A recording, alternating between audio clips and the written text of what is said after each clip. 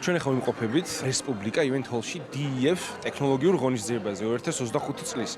ეს ღონისძიება ძალიან დიდი ხანია მიმდინარეობს, თუ არ ვცდები 3 წელიწადია და ძალიან საინტერესო და ძალიან მაგარი ღონისძიება არის. და რატომ არის წელს განსაკუთრებით საინტერესო? იმიტომ რომ განსაკუთრებულად ფოკუსირდებიან ხელოვნურ ინტელექტზე. რაც მოგეხსენებათ, ჩემთვის ძალიან საინტერესო ამბავი არის.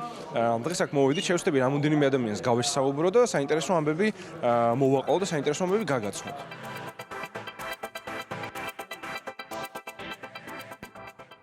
რას ფიქრობ საქართველოს პოტენციალზე კრიპტო სამყაროში და ზოგადად ტექნოლოგიურ სამყაროში? საქართველოში სახელმწიფო რეგულარული კუთხით ყველაფერი ძალიან კარგად დაიწყო. თუმცა ბევრი ქვეყანა უფრო და უფრო წამოგეწია. ამიტომაც თუნდაც საქართველოს მოწინავე პოზიციები შეინარჩუნოს, უფრო სწრაფად უნდა განვითარდეს ამ კუთხით.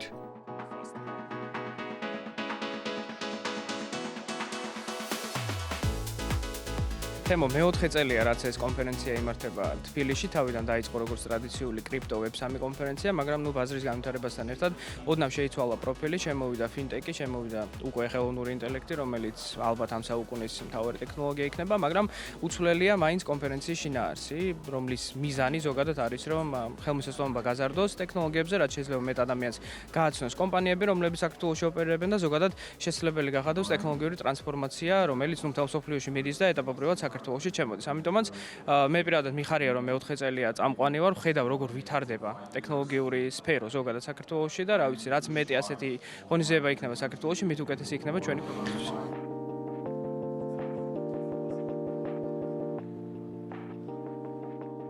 ჩვენ ვართ პირველი ბანკი, რომელმაც შეთავაზა რიტეილ მომხმარებლებს კრიპტო სერვისი, კონკრეტულად ყიდვა-გაყიდვის.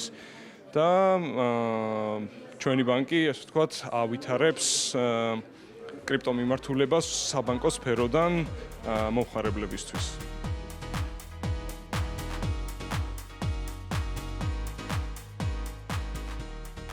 საკმაოდ საინტერესო დღე გამოვიდა, ძალიან ბევრი ადამიანს ველაპარაკე და ძალიან ბევრი საინტერესო კომპანიის არსებობის შესახებ გავიგე. ზოგადად ეს ინდუსტრია, როგორც გითხარით, ნაკლებად ვიცი, თუმცა ძალიან მაინტერესებს. საინტერესო იქნება ახლა ეთერში მოწვეული სტუმრები სამშაბათს უკვე რას გვეტყვიან. ამით ჩვენ დღევანდელი დღე აქ დავასრულეთ და დანარჩენი უკვე შეგვიძლია ეთერში გავაგრძელოთ.